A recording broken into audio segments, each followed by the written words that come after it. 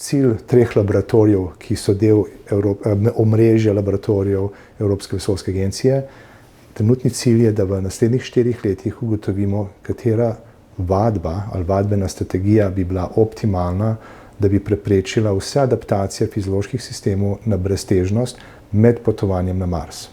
In naša naloga v Sloveniji je, da v bistvu ovrednotimo vadbeno strategijo, ki vključuje vibracijsko platformo, vibracijo in umetno težnost.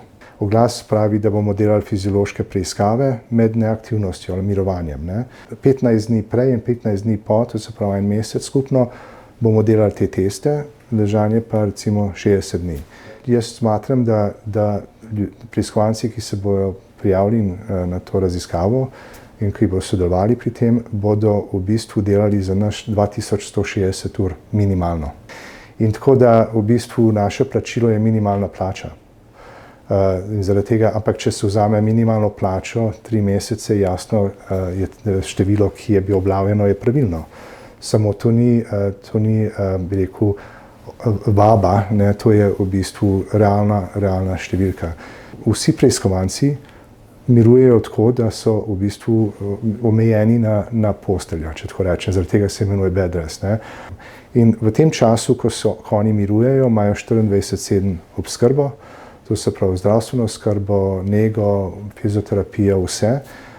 In tudi sledimo njihovemu stanju. Mislim, jih ne zanemarimo za tisti čas, ampak seveda imamo redne dnevne in tedenske preglede, da vidimo v bistvu potek adaptacije. To je pomembno. Ne gledamo samo pred in po, ampak tudi vmes.